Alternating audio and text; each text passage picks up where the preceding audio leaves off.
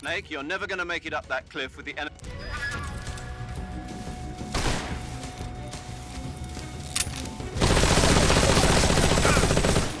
Get out of the way.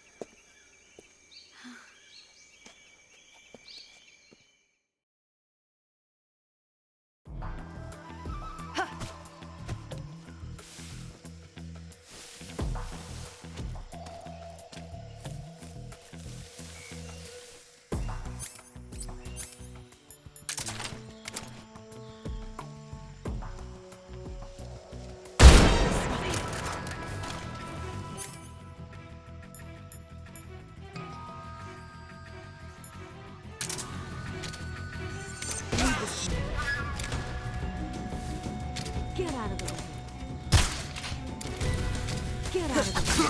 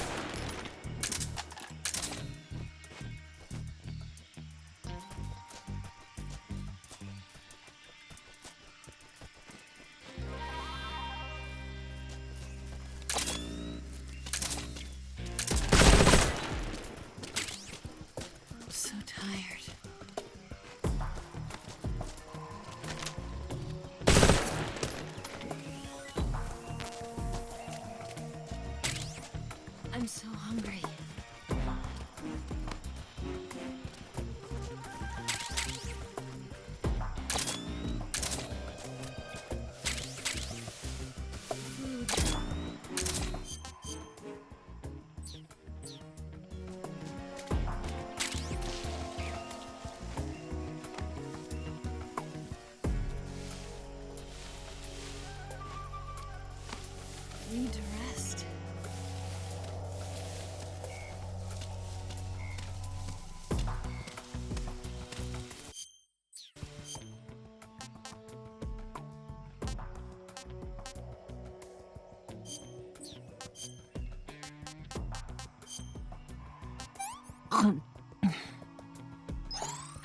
Can I have seconds?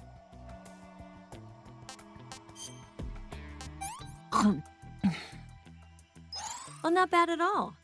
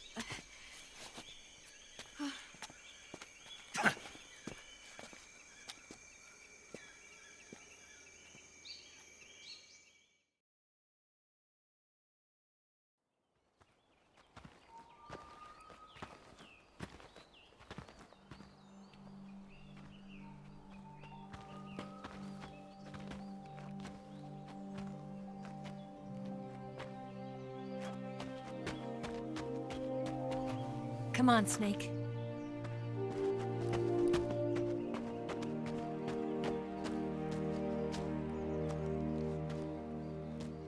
We made it. We made it. Over there.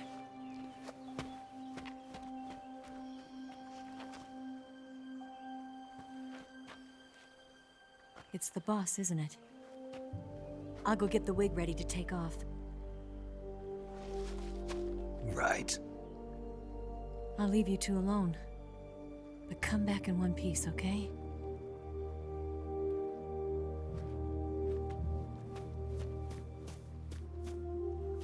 Promise me!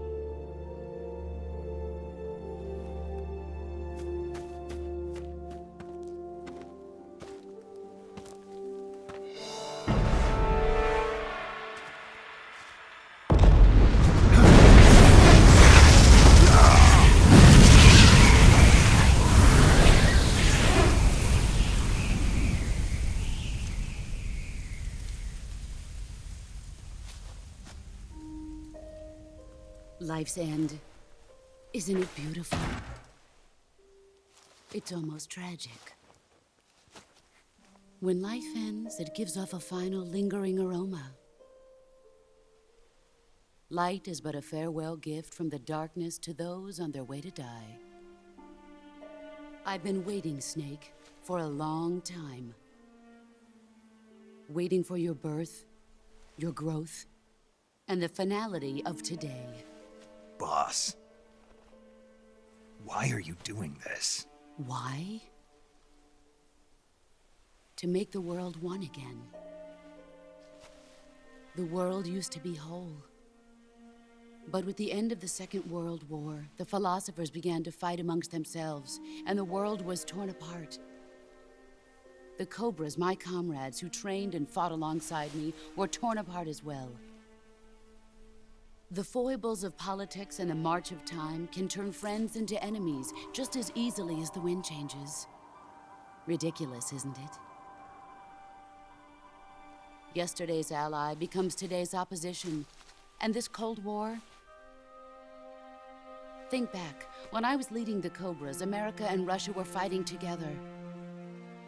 Now, consider whether America and Russia will still be enemies in the 21st century.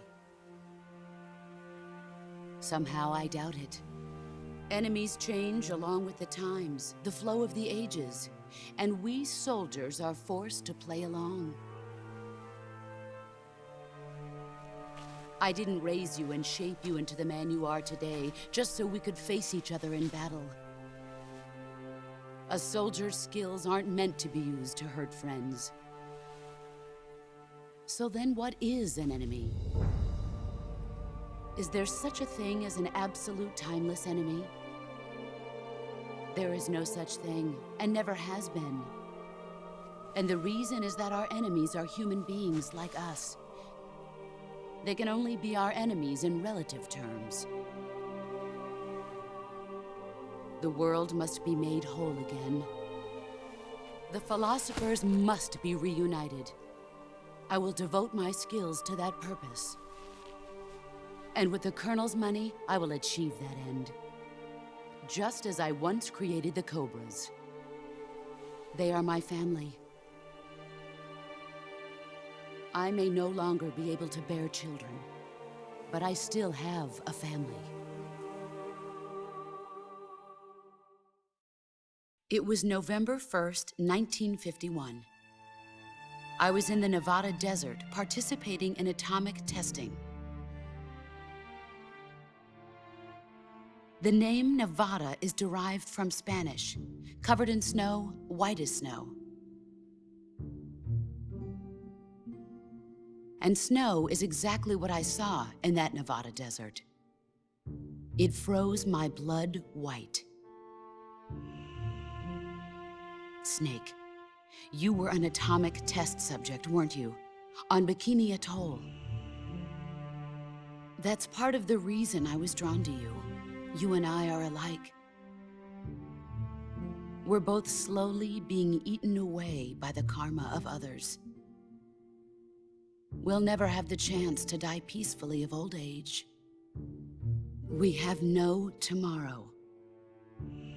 But we can still have hope for the future. In 1960, I saw a vision of the ideal future from space. 3 years earlier, the Soviet Union had succeeded in launching Sputnik, the first man-made satellite in history, into orbit. This came as a huge shock to the United States. In response, America threw everything it had into its own manned spaceflight project, the Mercury program.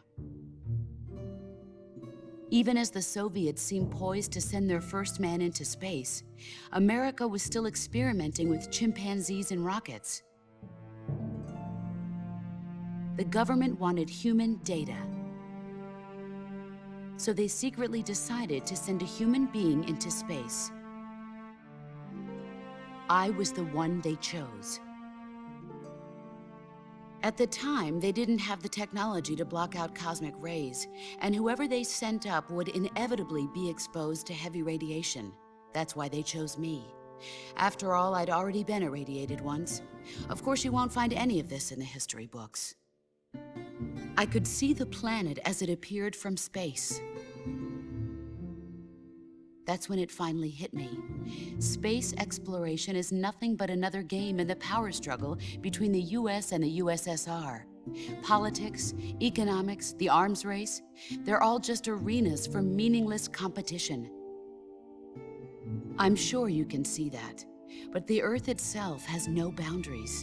No East, no West, no Cold War. And the irony of it is, the United States and the Soviet Union are spending billions on their space programs and the missile race, only to arrive at the same conclusion. In the 21st century, everyone will be able to see that we are all just inhabitants of a little celestial body called Earth. A world without communism or capitalism, that is the world I wanted to see. But reality continued to betray me. In 1961, I was sent to Cuba, to Bahia de Cochinos.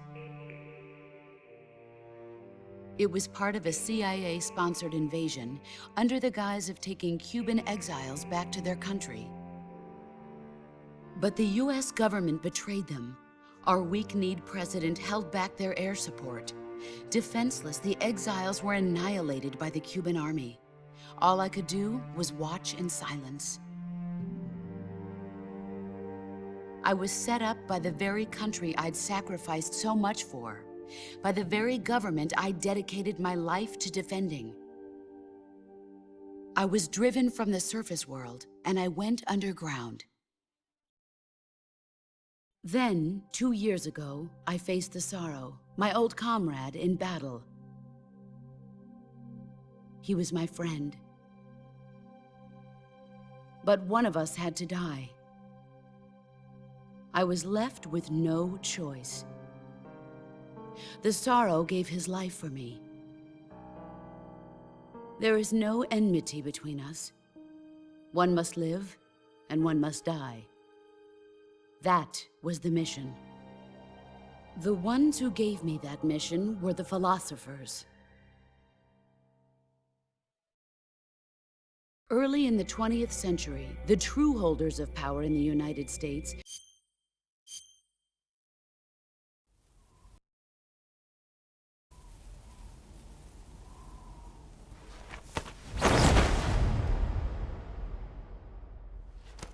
Look at this scar.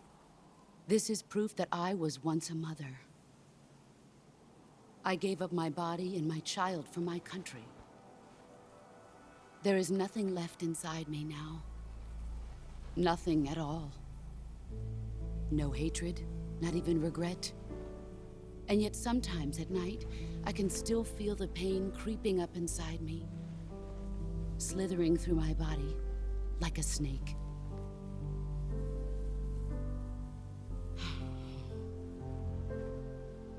I've never talked this much about myself before. Thanks. Thanks for listening to me.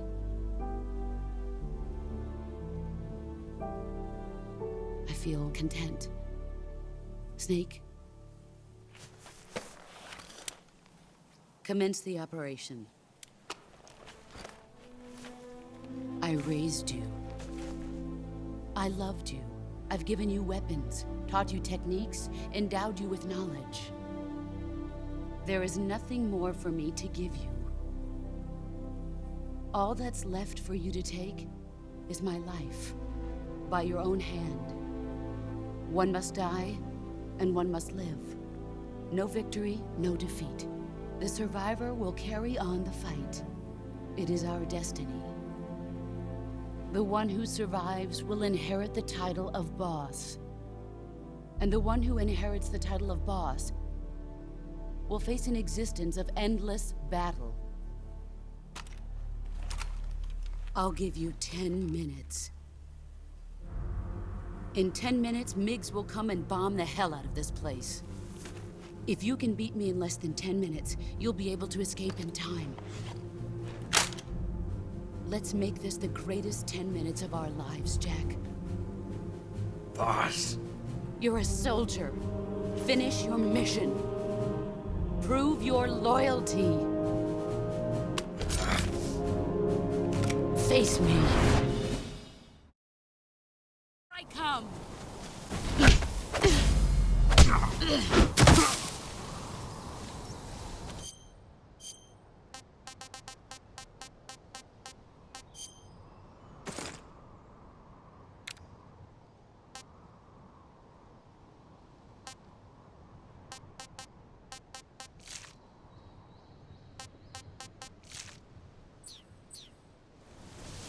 Run quick.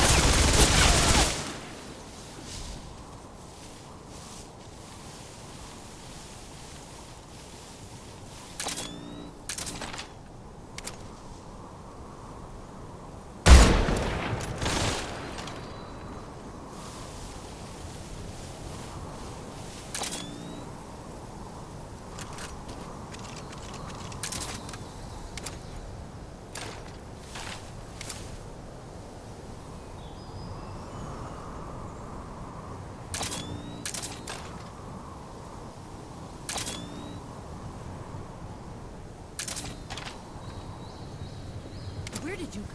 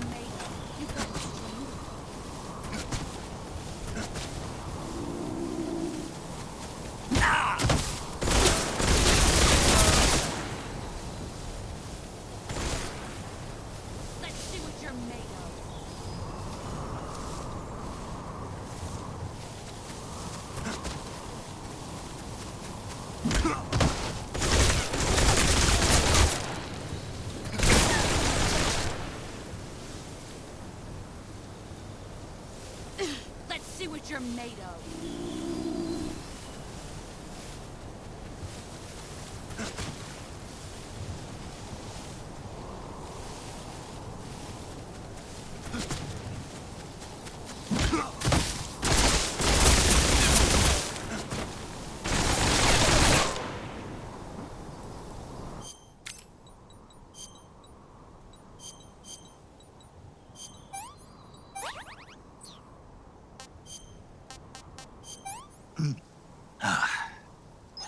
That's damn good.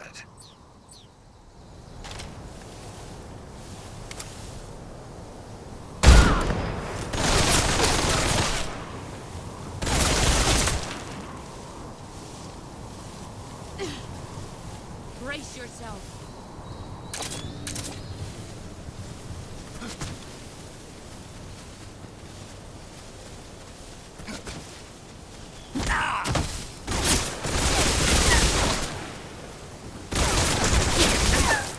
Let's see what you're made of.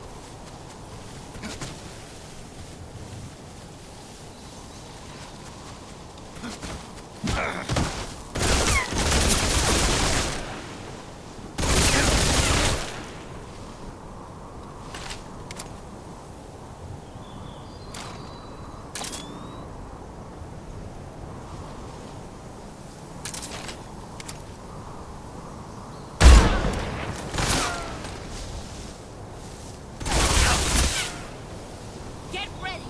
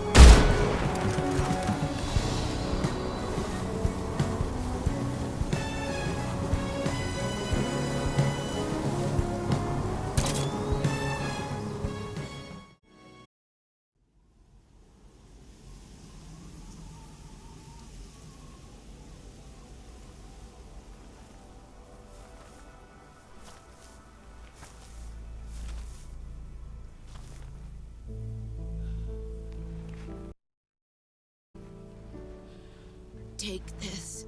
Keep it safe.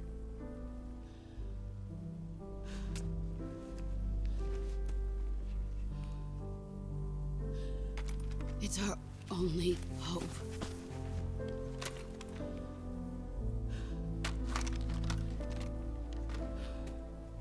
A patriot?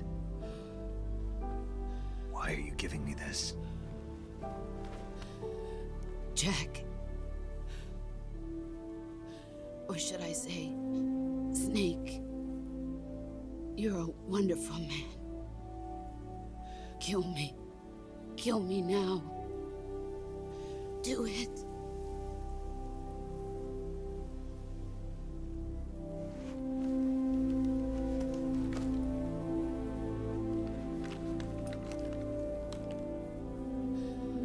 There's only room for one boss and one snake.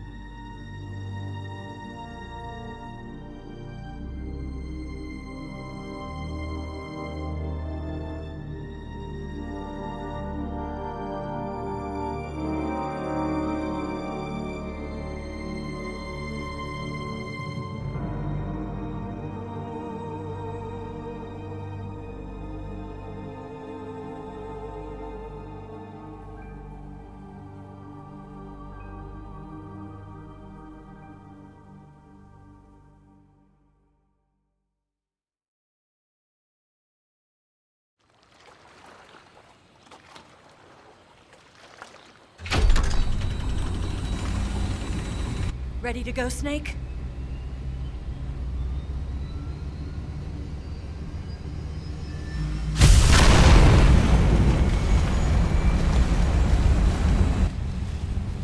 Are you okay? Snake? Yeah.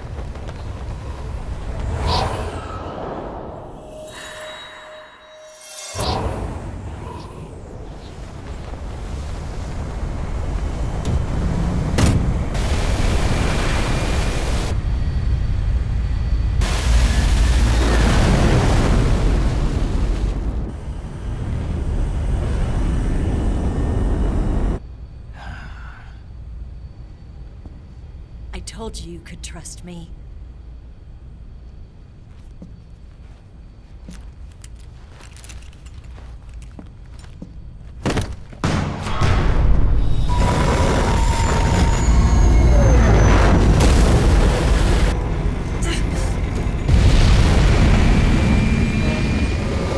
Snake! Ocelot! We're not done yet.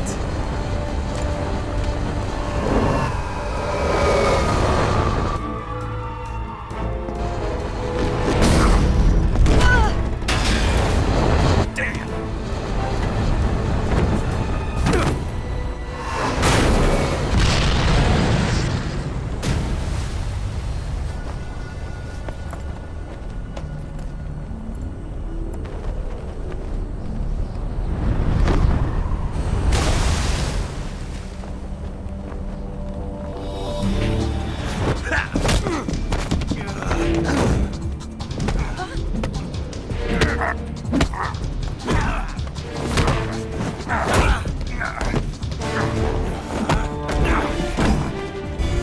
Too heavy!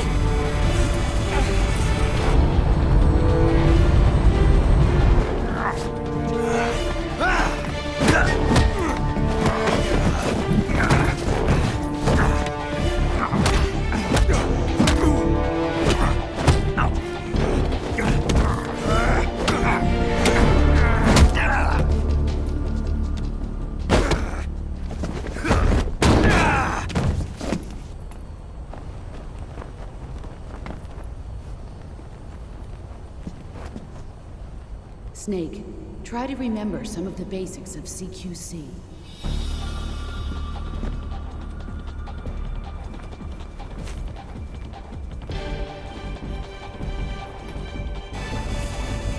Not good!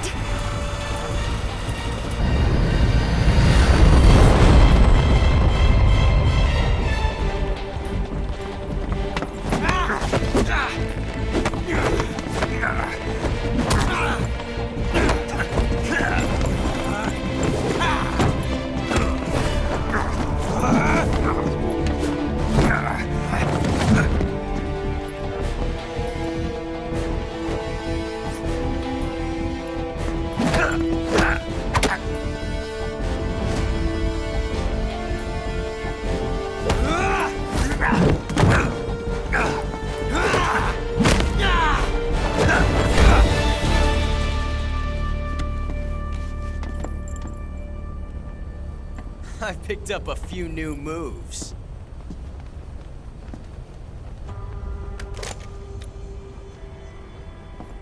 Huh. It doesn't feel right to shoot an unarmed man. But I'll get over it. Eva!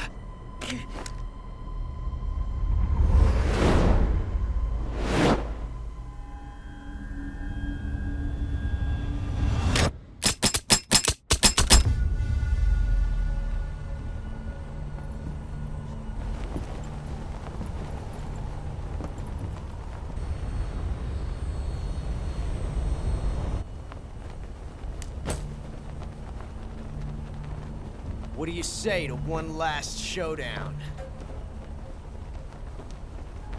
Yeah, all right.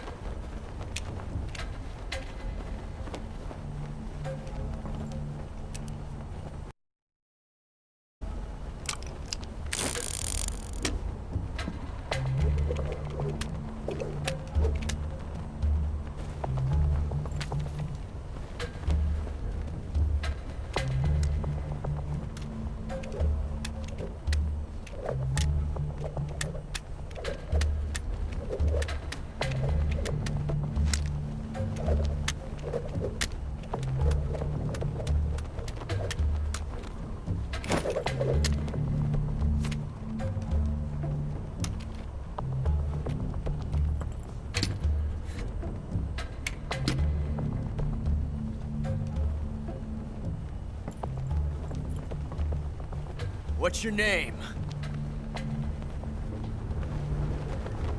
Snake.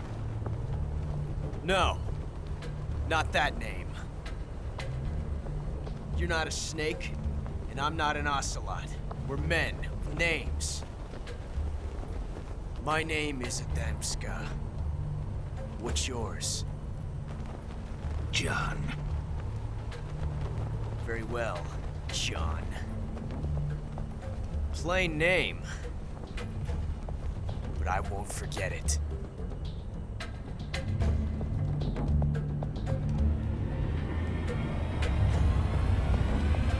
Come on!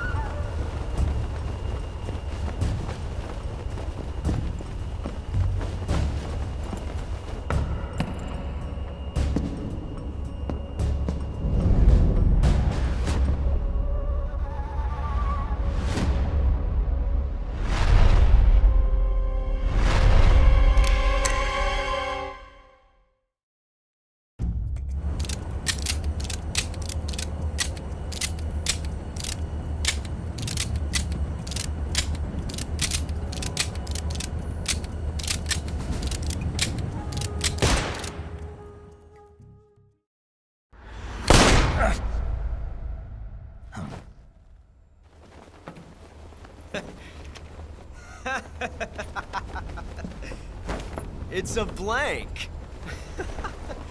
Oh, that was fun.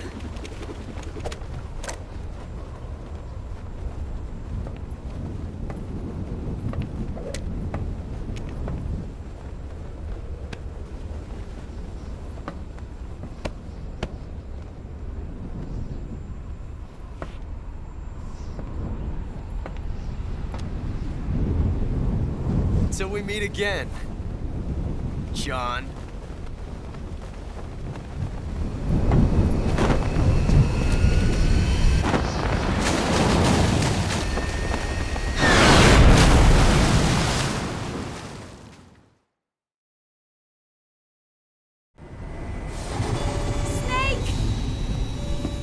Give me a hand!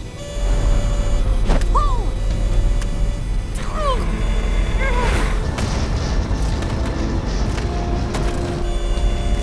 Come on, pull up!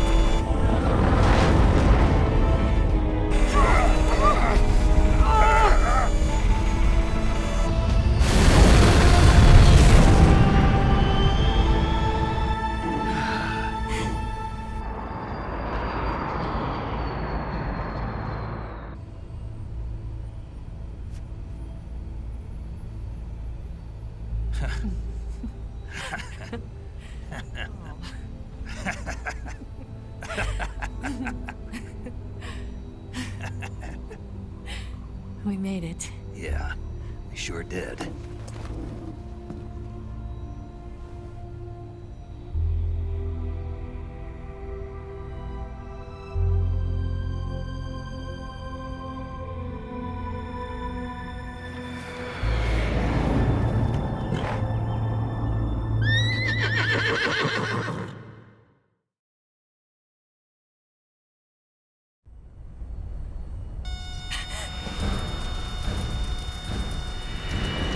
Oh no, Mix!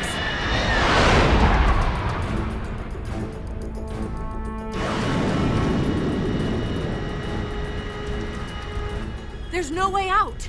What are we gonna do? We've come too far to let them stop us now.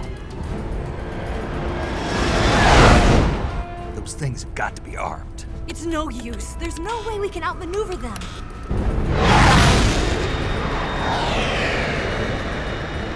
They're gonna shoot us down. We were so close. Weapon systems on. Locked on target. I got towed. You were great, Eva. Huh? Thanks.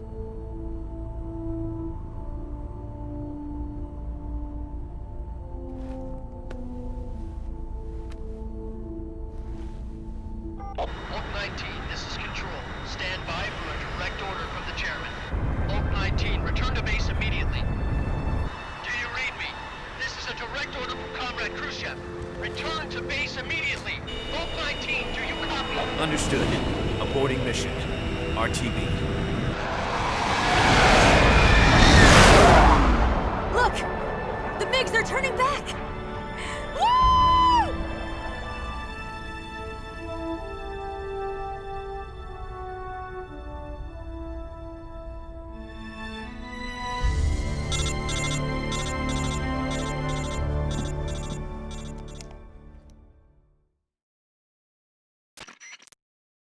Well done, Snake. The MiG's disengaged.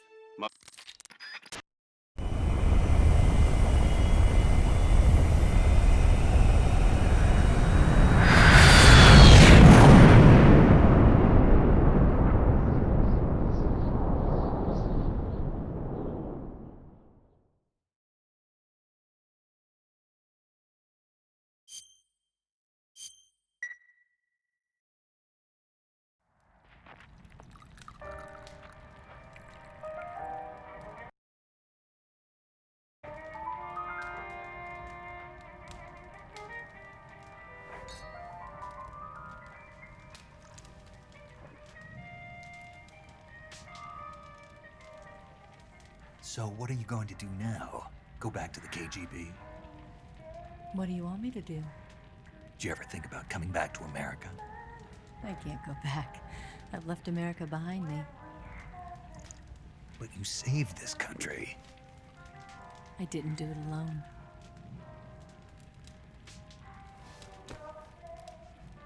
And I still owe you a dinner.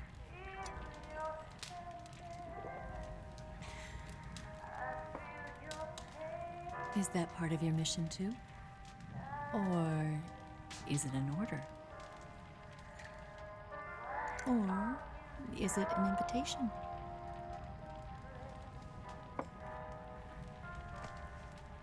Or a proposal? I don't take orders from anyone now.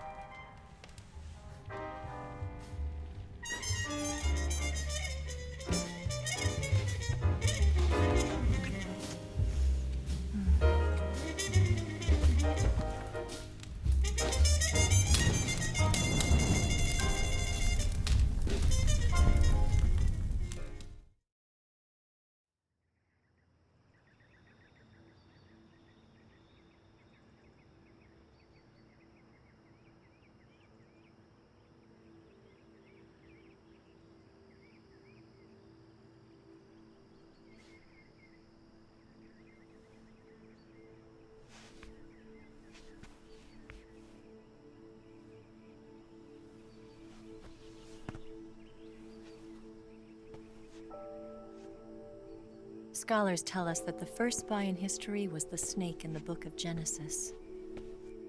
In that story, it was Eve who was tempted by the snake in the Garden of Eden. But this time around, it was I who tempted the snake and got away with the forbidden fruit of knowledge. Forgive me, Snake.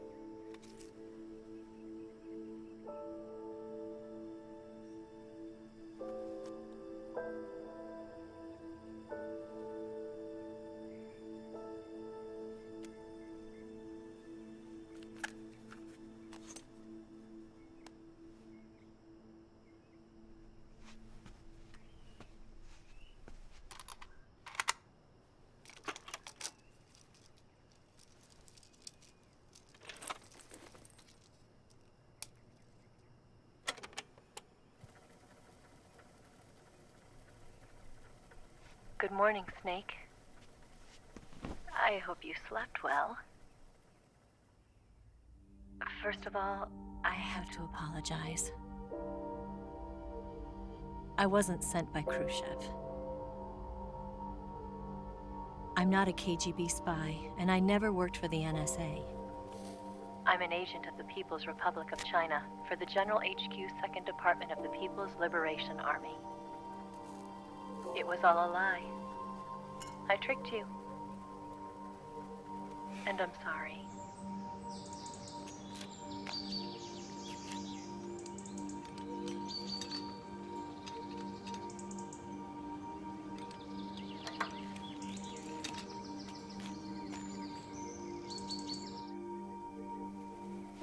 The philosophers still exist in China, too. You see, my mission was to find out where Volgan was hiding the philosopher's legacy and steal it. So I infiltrated his base as a KGB spy. The two NSA codebreakers who defected in 1960 were actually both men. The real Adam never showed up at the meeting place, saving me the trouble of having to eliminate him. I sneaked in by pretending I was Eva. And you and Sokolov and Volgan, you all believed me. The philosopher's legacy was originally held in common between the US, Soviet Union, and China. We couldn't let the Russians and the Americans take it all for themselves. The Chinese government had its eye on the legacy, too. I got the film containing the legacy, and also the nuclear missile launch data from the Shagohod. 5 years ago, the Soviet Union stopped supplying us with nuclear weapons technology. Since then, China's Liaodong easing, hydrogen bomb, and space rocket projects have fallen behind. But with this data, our country will be able to develop its own nukes. We'll create a deterrent force to rival those of the US and Soviet Union. Everything has gone according to plan, thanks to your help.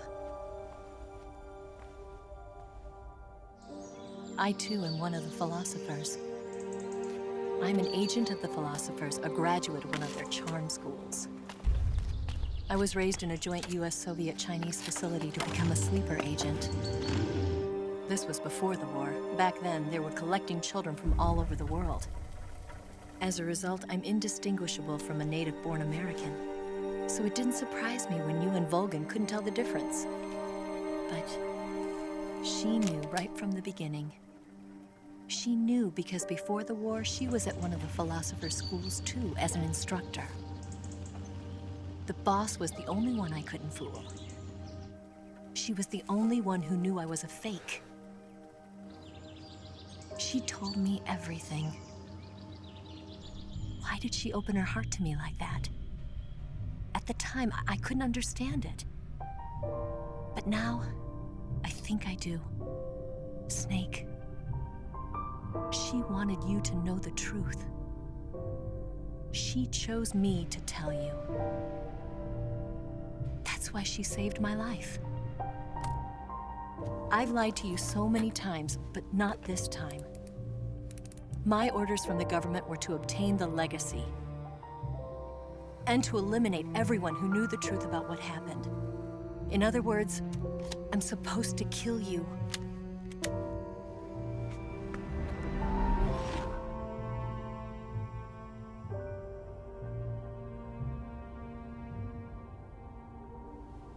But I can't do it. Not because we loved each other. And not because you saved my life. But because I made a promise to the boss. And I intend to keep it.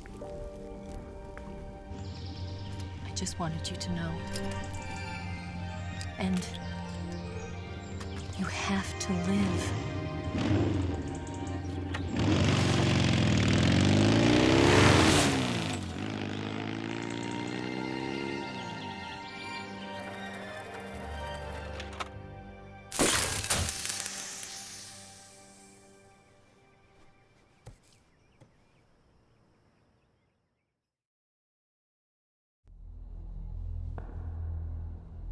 Snake, Listen to me.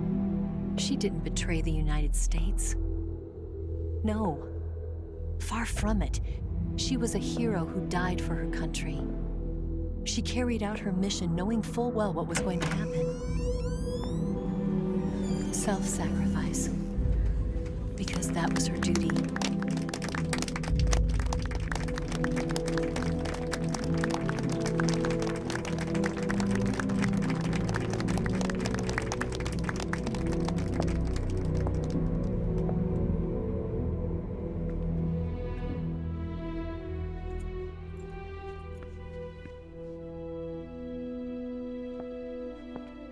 You are above even the boss.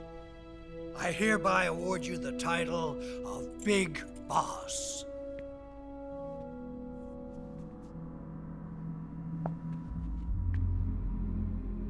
You are a true patriot.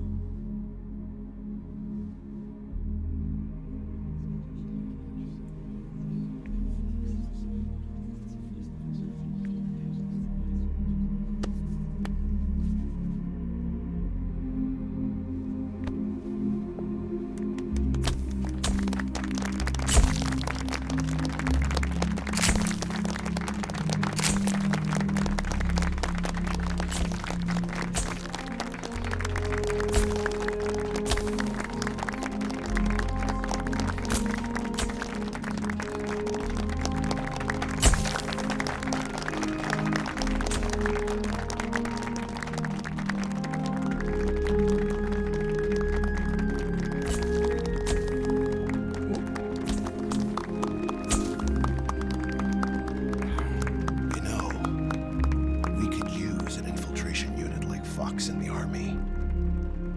Someone like him to handle our top secret sneaking missions for us. A man who combines the qualities of a soldier and an agent. The boss's defection was a ruse set up by the US government. It was all a big drama staged by Washington so they could get their hands on the philosopher's legacy. And the boss was the star of the show.